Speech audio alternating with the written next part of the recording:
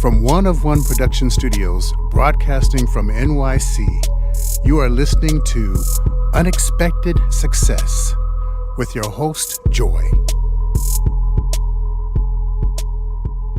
Hey guys, welcome back to another episode of Unexpected Success with your host, Joy. In the studio today, I'm excited to have Carrington Carter and Calvin L. Butts Jr., not to be confused with Pastor Butts of Abyssinian Baptist Church. Completely different lineage. Just so Calvin Carter is a former Big Pharma I have a serious accent, but a former Big Pharma brand manager turned serial entrepreneur and real estate investor who was passionate about economic empowerment and wealth creation.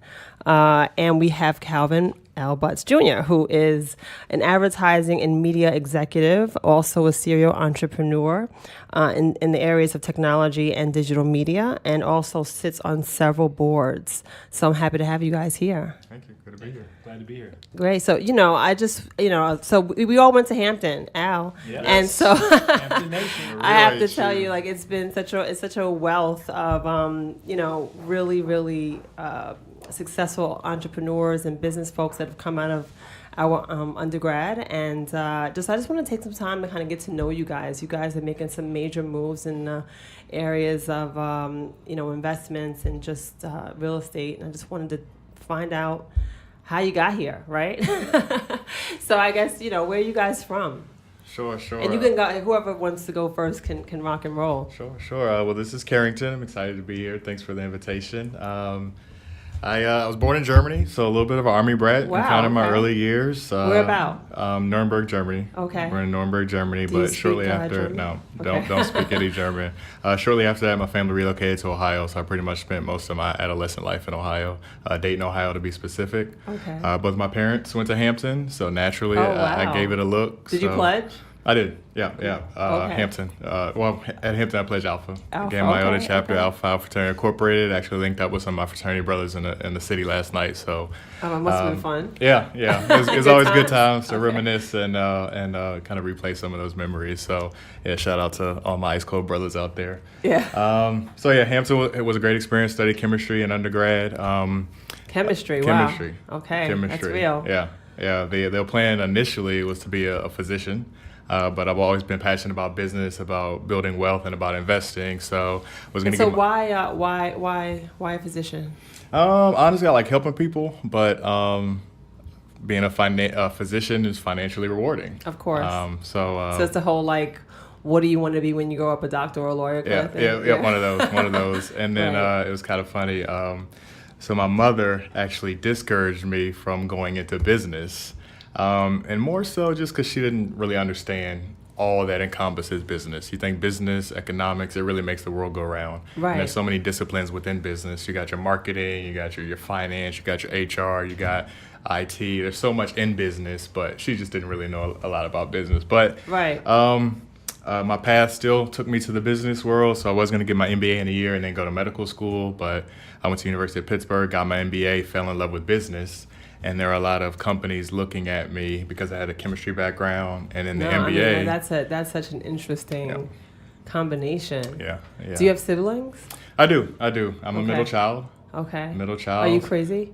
The People say that, right? I don't know why people say that, The but middle okay. child. I mean, you saw the examples and the good and bad choices Right. of the older sibling, Right. and then you had to kind of be a mentor and a leader to the younger sibling. So Right. I think it was a good. That's a good combination. It was a good combination. So you It was a good turned out, you combination. I took turned the out best okay. out of both. Okay, I turned out okay. That's pretty awesome. And then it turned out Yeah. all right. No, you seem I'm pretty all right. stable. I'm I'm just, all right. I'm just.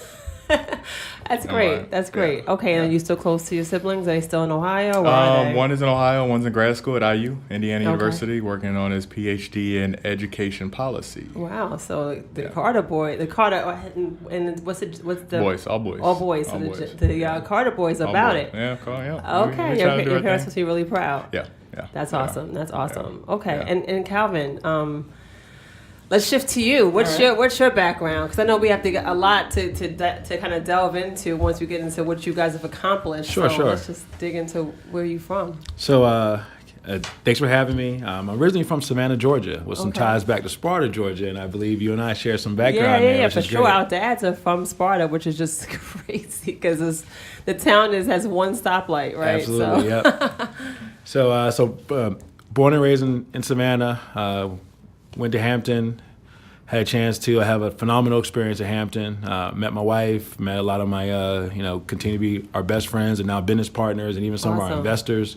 So really excited about that whole Hampton tradition and, just that overall experience was phenomenal. But I currently reside in South Jersey, my wife and 3 kids.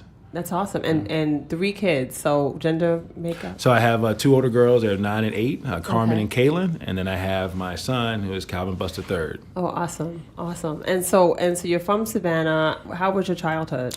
So I grew up in healthcare, which is how I got into the space of pharmaceutical marketing, and my father was a physician.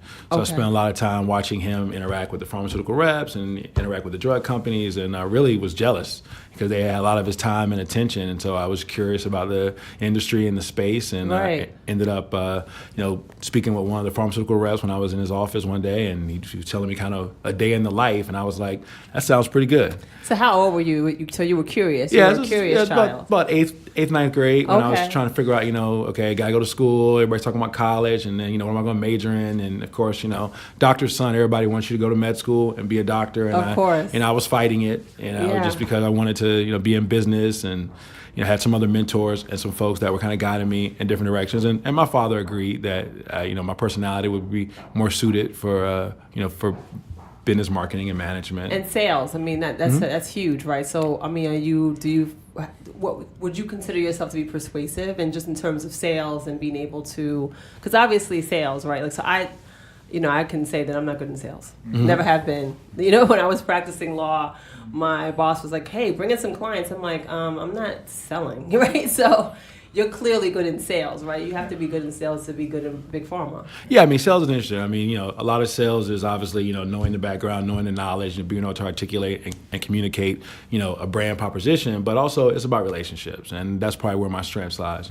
You mentioned earlier about, some of the things that help us get to where we are. And I mean, I really value building relationships. Right. And I put a lot of equity into that. And, I used to tell people I create like baseball cards of people where I get to know them, I know their strengths, their weaknesses, how can I help them, how can they help me? That's pretty amazing. I take a mental note of that. And so I've always kind of collected quote unquote cards in my head of folks, and I mean, from anyone. And I believe everybody's got a value and a way they can impact someone, no matter where they are currently or where they're trying to get to or where they've been, everyone has a value.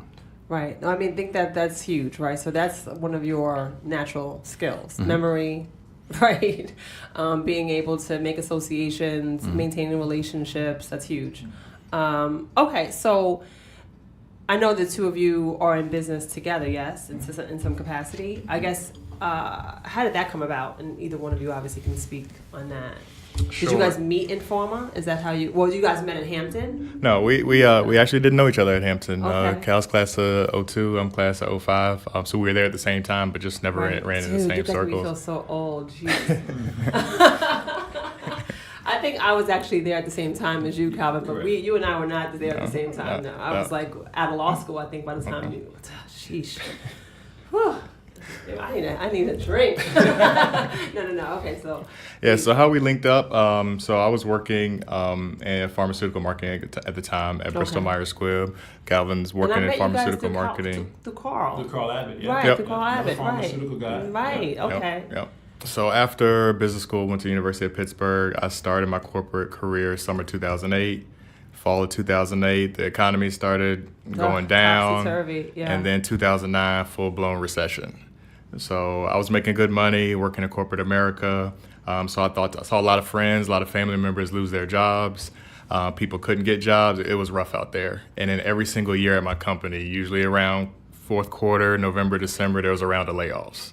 So I thought to myself, I have money, I have capital at the time, how can I diversify my the money that I'm making? Right. And how can I get involved in businesses that could build wealth over time, generate passive income, but that didn't necessarily require my active day-to-day management? So that's how I got into real estate. I read a couple of books in college and just throughout my life about real estate. So there goes your pivot, This right? is my pivot. This is your This is pivot. one of the So your pivots. pivot was, and I think that a lot of times a pivot comes out of despair, if you will, Necessity, right?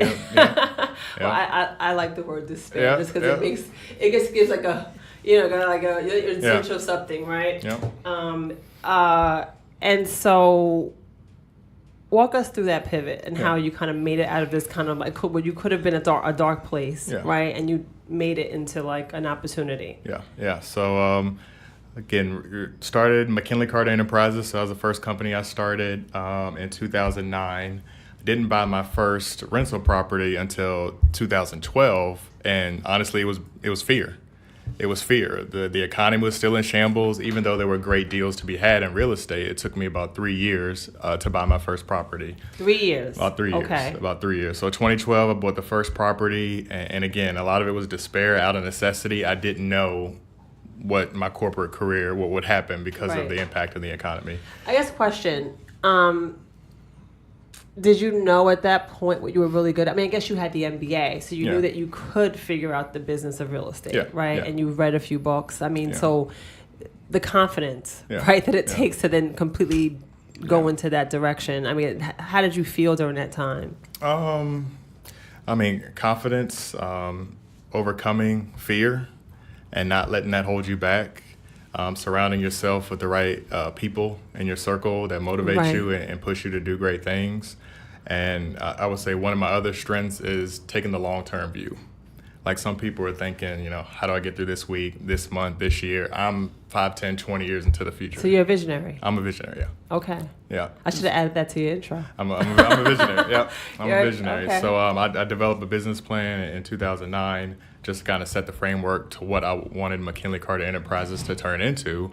And Cal, I'd say we're pretty close now as to what we said we were going to set out to do. That's awesome. When we started building it. So That's awesome. 2012, built the first property, single family rental home. I'm from Dayton, Ohio. You could buy a good house in a nice neighborhood, $50,000 or $60,000. This was again in the Great Recession. So it's pretty much buying a house every year, every other year, sometimes 2 a year, putting some minor upgrades in them, renting them out, and then now I'm at the point.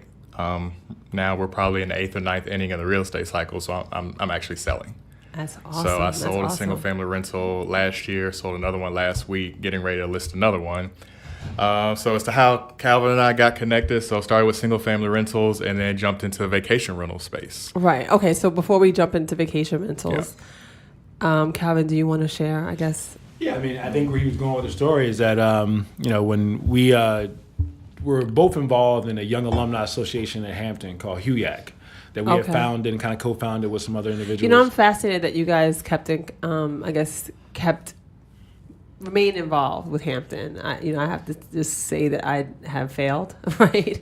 And that I just haven't reached back, and I would love to at some point talk to you guys about how I can. But okay, sidebar. No, we can definitely get you back reconnected. A lot of exciting things happening at Hampton, and you know we can talk offline about that, and love to get you involved in several of the things that are coming up. But so we were in HUYAC together. We were having conferences, regional conferences with different alumni, and we were getting to know each other. We were talking, and he was telling me what he was up to, and he said he had this vision. Right, he had this vision for the vacation rental home space, and I was like, so what do you want to do? And he said, well, I'll put together a business plan and bring it to you homecoming. So so what year was this? This was 2005. No, 14. 14. Sorry, Yeah, 2014. I'm thinking about when you graduated. Sorry. Okay. So 2014 homecoming. We're sitting there. I've got a weekend plan of partying. So most folks are on the yard, like partying, hugging, and you guys are like going through a business plan. I love it. 8 a.m. I remember the table. 8 a.m. Crown Plaza. That's amazing. Radisson, I love that. We met for breakfast, and he gave me a binder full of his business plan, showed me exactly what he wanted to do, what he wanted to buy, his vision for what he wanted to do next, and showed me his budget. And that's great. I told him I would digest it. I was impressed. I believe in the philosophy of you see a young brother doing well, you got to get behind him. You got to support him. You gotta, absolutely. Put some air behind him. And then, so I think maybe a couple weeks later, we reconnected on the call, and I said, I'll meet you over at your job, and let's talk. So I think we're going to have lunch or something. We ended up sitting in the parking lot talking, and I gave him a check, and I told him I was in, right, and I said, let's go, and he can tell you the details, but that's how we jumped in. I love that. I became an investor. So how did you feel giving him his first check, right? And then how did you feel receiving the first check? Like, can you talk about speak to that, right? Yeah. So went home, talked it over with my wife, and was like, look, really wanted the same thing, really wanted to diversify. I had real estate holdings, my own house. I had a rental home that me and my wife had, previously before we, bought our house now. So, I kind of understood how the, real estate market worked, and I had tried some stuff in Philly and, with some other partners and stuff. And I just like, I was like, this is the space here. I said, this is this weekly rental market, this luxury, property, like this is where it's going. Right. And this is where I think the better returns are. And then also to create an integrated life. Right. I wanted to be involved in properties that I would want to go visit. You'd want to stay. And want my family to be comfortable going to. And I wasn't getting that in my single family stuff in West Philly. So would you say, I guess you kind of come from money, right? I know you don't really want to say it. I think we my family did well. Yeah, yes. you come from something. All right, okay. And would you say your family had middle class? Okay, all right. I think that the way that you're speaking is just it sounds like you don't have the same, I guess, maybe issues that some of listeners may have had growing up, right? Just in terms of your exposure and your outlook, right? In terms of like, I want to diversify, I want to do this. I had a few properties of my own. That's inspiring, right? For the listener, and I just wanted to kind of point that out, right? Okay, and so how did you feel, right? Having put together this business plan and feeling like, it worked, right? Yeah. It felt great. It's a vote of confidence, and for it to be one of your peers, somebody that you went to college with, someone who you have a lot of similarities with. It means a lot. And then when you have someone with complementary skill sets who's also going to roll up their sleeves and help you build the business, that's even better. Because it wasn't like just a check and bye-bye. It's like a check and then you're actively involved. Yeah. And helping guide the ship. That's awesome. Yeah, and then we've been building ever since. And then just a little bit more clarity on how and why I got into the vacation rental home space. So this is 2014. Airbnb was pretty much just, room share. You're renting out a room. It wasn't nearly as big, right? VRBO, home away, not nearly as large. I think that's what I was renting on. I think I was renting on VRBO. Yep. Right. Yep. So every year, President's Day weekend, myself and a group of friends, a lot of Hamptonians, would go to the Poconos for a ski trip. So we would come from Connecticut, New York, New Jersey, D.C., Philly, all meet up in the Poconos. I've never actually been skiing. You should try it out. I'll try it out. I know the perfect place you can stay. Okay, I bet. No, I would love to stay. Yeah. So I think we went on 3 or 4 consecutive ski trips, and then when it came time for me to plan the trip, I contacted the owner, I collected everybody's money, and I paid the owner the money. And I was like, wait a minute, we're paying him this much to stay in his house for 3 days? And I started running the numbers. I was like, wait a minute, I think I can do this. I think we can do this. So that's when I kind of developed a plan and then sought other partners to get involved.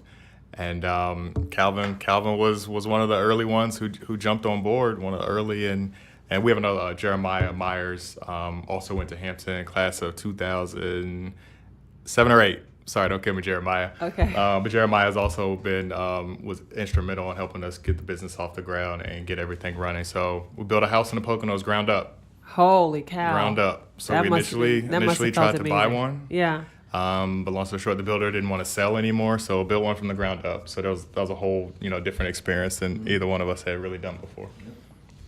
That's pretty amazing. Yeah. So the first one was Poconos. First one was Poconos. Yeah. Okay, and then how did you? So we were looking at other locations, and this was really in a very tight time frame. I happened to be up in Boston at the Grand Boulay Conference. Okay. And had a chance to be invited to the Martha's Vineyard, and had never been. Grew up in Savannah, so Hilton Head was kind of our little, weekend getaway retreat. Right. And these guys were saying they were going down with their families, and they were like, you got to check it out. Come up for a night.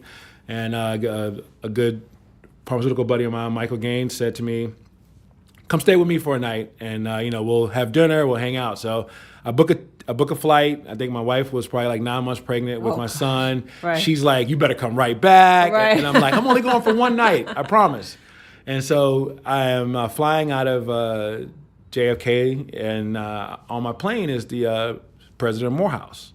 And I'm seeing all these other folks I know from my wife Jack and Jill chapter, and folks I know from like different churches, and I'm just kind of fascinated by all these people on this plane going to Martha's Vineyard, and I'm just like, wow, like, where am I going? Right. And so we land.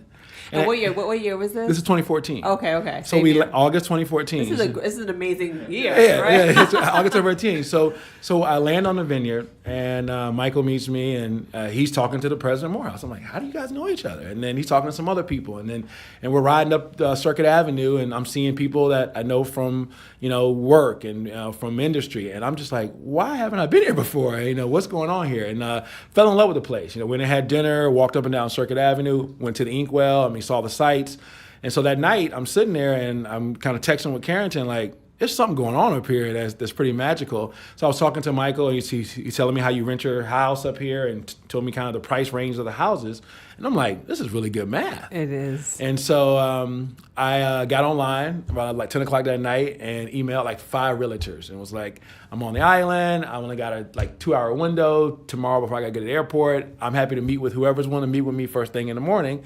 And a lady emailed me back at 1 o'clock in the morning and said, I got a full day plan for you. We'll go see Wow. go see 5 houses. So I called my wife. I'm like, I got to stay one more night. One more night, please. So she let me stay another night, and we went on a tour and saw about 6 houses and fell in love with 17 Thompson Ave, which we call Pirates Cove. You'll notice our houses are named for Pirates, for Hampton. the Hampton. I love it. So we like to keep that going. And Pirates. got a chance to see it. And then with technology nowadays, I was able to FaceTime Carrington. I was able to, take photos and send. So you hadn't even seen the property yet, but you trusted. Yep, sight unseen. Awesome. So this was August, and then I think we put our offer in immediately, and then I think we closed on this December 1st. Yeah, 2014. So wow, what a year! Yeah, so that was a pretty big year. So we moved pretty quick. Poconos house is Being built. That's crazy. Dude, okay, so my first and only time in the Martha's Vineyard, I guess it's not true, with my family was 2015, summer of 2015. I haven't been back, but it was magical. It was all those things. Yep. Just that I just never, people asked me whether or not I had booked my ferry last month, and I'm like, listen, my life is not set up that way. I just don't have a life like that. I'm pretty much last minute. But I'm sure that one, that Pirates Cove is doing really well. Yeah, Pirates Cove is going great, and we're really excited about it, and we're able to get up and running pretty quick with some minor renovations, and right. then we were able to not only reach out to our network, but we also were able to use some of the technology that's available across different platforms. Right. Right. Okay. So now you guys are rolling. I mean, I'm at this point you have passive revenue, like Fela, our I guess my partner is. She always says making money while you're sleeping, right? Yeah. So it's always a great thing. And so how have you kind of built on top of that? Sure. Well, first I want to say it's not as easy as it seems. Well, no, nothing is. And I think that's the biggest thing. Yeah. Is like kind of you have to keep on grinding, right? Yeah. And with that means success is failures too. Yeah. But we don't talk about failure on this show. Okay. We don't talk about success. Yeah. So yeah, we've been scaling the business. We've been so strong cash flow. But also with real estate, very capital intensive, and you have to plan for unexpected things that will happen. Things break, you have to replace things and whatnot. So Getaway Society. Getaway Society is our brand of premium vacation rental homes. And what's the URL on that? It's getawaysociety.com, okay. at Getaway Society on Instagram, and at Getaway Society on Facebook as well. All right, we have to follow that. So okay. So that's our brand, premium vacation rental homes. I have a skill set in marketing and sales. Calvin has a skill set in marketing and sales. So one of the things that we always tell people, we have these jobs, our 9-to-5s, and we're developing all of these fantastic skills. But a lot of people don't realize how you can transfer those skills into other businesses, side hustles, and things you do on the side. So Getaway Society is our brand of premium vacation rental homes. So we have the one in the Poconos, affectionately called Deerview Lodge. Calvin just mentioned the acquisition of Pirates Cove, December 2014. And then we also acquired Pirates Reef in May of 2017. And where is that? Also on Martha's Vineyard. Okay. And then the last one we acquired, affectionately known as Pirates Haven. I love it. Also on Martha's Go Vineyard. Pirates. Also on Martha's Vineyard. And we acquired that one September 2018. So consistent pirate theme on the vineyard. There's a lot of history on the vineyard, especially a lot of African-American history. Charles and Henrietta Shearer started Shearer Cottage back in 1905. Yeah. Many years ago. Both Hampton University graduates, or Hampton Institute back then, started one of the first inns on the vineyard where African Americans could stay. Because, back in those times, I love that. we really couldn't stay in a lot of the other options on the island. So a lot of history on the vineyard. So currently 4 properties in our vacation rental home portfolio. It's been a great rental income story as well as a capital appreciation. So one of the benefits of real estate, you get the rental income, and then the asset appreciates over time. So we build up a significant amount of equity in the house as well. Right. That's the name of the game, right? Yeah. I mean, I used to love Monopoly. Right? It's like, Absolutely. and you guys are able to really, build upon it because it's obviously there's a revenue coming off of it, so you can always reinvest and purchase additional properties. Exactly. So what's next? What's next for there's so many opportunities, right? I mean, once you have the capital coming in, you're like, what do I do with all this money? Yeah. So we're always, and again, we pride ourselves on really being thoughtful with our planning and kind of looking far down the road. So one of the things that's next is to more aggressively scale our vacation rental home portfolio. Right. So we're looking at 6 different markets on the east and southeast, Virginia Beach, Hilton Head, Calvin just mentioned, Outer Banks, Destin, Florida, possibly even the Hamptons. Right. So we want to expand that vacation rental home portfolio, and then also commercial real estate. So commercial real estate development, really expanded into that area, right? Where you really have the opportunity to shape neighborhoods and have influence and revitalization of a lot of different communities. So I'm very active in some projects in Columbus, Ohio, which is where my wife and I currently reside, in the commercial space, as well as some multifamilies. Hampton University, we have some visions and some dreams to really do some big projects in Hampton. Right, from a real estate standpoint. And I'm actually going down this year for my 20 year. Good deal. Deal. So I haven't been since my 10 year. Good so deal. It went by in a blink. It's Good kind of deal. depressing. Love but it. Yeah. It's all good. Okay. And so I guess, you guys have been so successful, and obviously you really have your finger on the pulse of what's next. Yeah. I guess, what would you say to someone who's, your younger self, right? Who's maybe not your younger selves, but maybe someone with less means, right? But great ideas, but just they don't really know how to push. What would you share?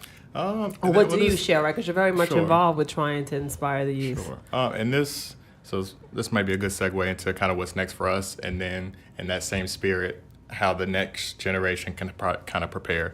So East Shop Capital. Calvin and I recently also started a private equity firm. Okay. And one of the premises behind private equity is basically using private money from investors in order to take advantage of different investment opportunities. So real estate is obviously an area where we will continue to invest, but we also may get into fintech or invest in restaurants or commercial real estate, or we have aspirations to start a bank one day. So, but the reason why I brought up East Shop Capital and private equity, and what I would tell other people, is there's much more power in pooling your resources together to accomplish more than you can individually. Absolutely. And so when we talk resources, we talk capital, it's time, it's skill sets, working together, pooling those resources. You don't have to own 100% of everything you do. Right, no, agreed. I mean, but how does one invest? How do I invest in you guys? Like, how does that look? How does that work? We can talk. We can talk. Because I'm like, I invest in ideas, obviously, and I think that a lot of people who, people that we've had on the show will invest in good ideas and people, right? Because like, you don't want to invest in an idea and then the people don't work hard, but clearly you guys work hard. Yeah. So we'll talk about that offline. But just in terms of in advice, just, Yeah. So this is Calvin. I would say a couple things, a couple of advice. I mean, if I could tell my younger self or tell someone, who was in their, like you said, discovery phase of like how I was in 8th and 9th grade when I was trying to figure out, who I want to be when I grow up.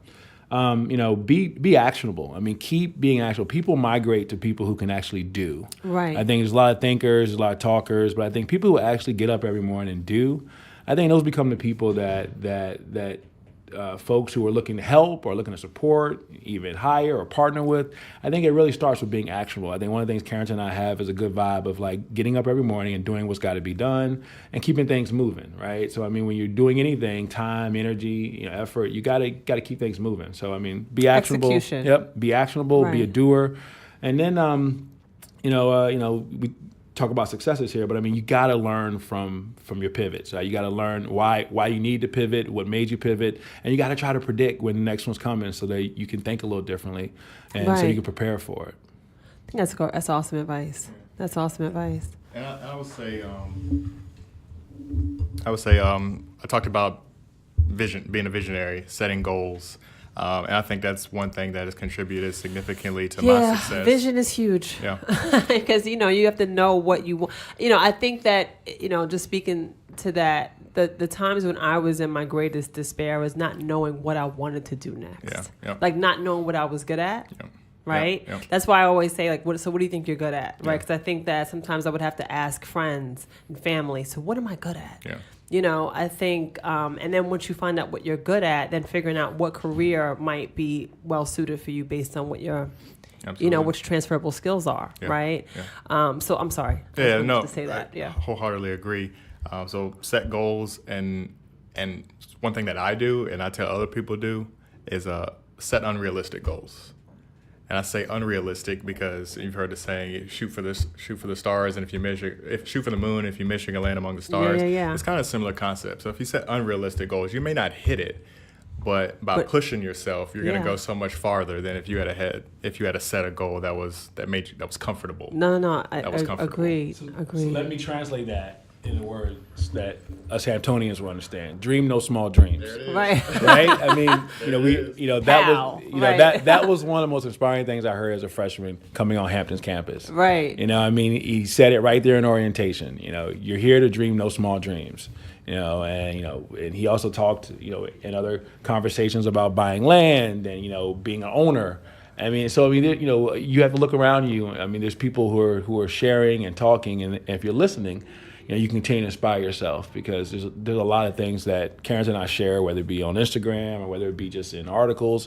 Find you a little peer group and challenge each other to say, like, every day, send me something. Send me something that gave you a tingle. Send me something that made you think a little differently. Share it with me, and I'll do the same. And you'd be surprised. I mean, we must go through like 50 different IG posts back and forth, a course of a week, and then we, screenshot stuff, from articles, and I mean, we're just constantly and these are people who talk all the time about business, Right. But we still have a separate relationship where we're like, hey, we're both trying to motivate each other as well as being partners. So.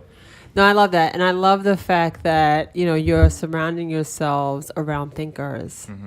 It's like it's idea generation, constant idea generation, and triggering different things in each other to kind of continue to grow. Yeah. So that's awesome. I'm super excited about you guys. I want to invest, right? You can maybe edit that out, right? You're in now. No, right. Tomorrow. No. I'm really excited about you guys, and I'm super appreciative of you guys making the time to come out and to chop it up in the studio. It was our pleasure. So hopefully I'll time. have you guys back. Yeah. Listen, congratulations to you on a great show. Oh, thank you. I don't know what I'm doing, but I'm having fun. But you're doing. I love the It's concept. I'm excited to be on it, and Carrington and I have been looking forward to this day, and I'm glad. I'm so happy. I'm glad we got a chance to make it work. Yeah, likewise, and I'm super just inspired by, who's coming up next. We have a sense of thinking like, oh man, those underclassmen, I don't know what's going to happen with them, right? Yeah. But it feels good to feel like, man, we weren't doing anything compared to what's coming behind us. Like that's such a great feeling. So, hopefully I'll see you guys on the vineyard, right? At one of the Pirates Coves or Reefs or one of those. And until next time, guys, keep winning. I'm so excited for you guys. Thank you so much. And I forgot how to close out. But thanks again for tuning in to another episode of Unexpected Success with me, Joy. Catch us on Spotify, YouTube, Podbean, or iTunes. And until then, keep winning. This podcast was brought to you by 23DB Productions, ID Productions, and One of One Productions. For more information, go to Facebook and Instagram, Unexpected Success with Joy.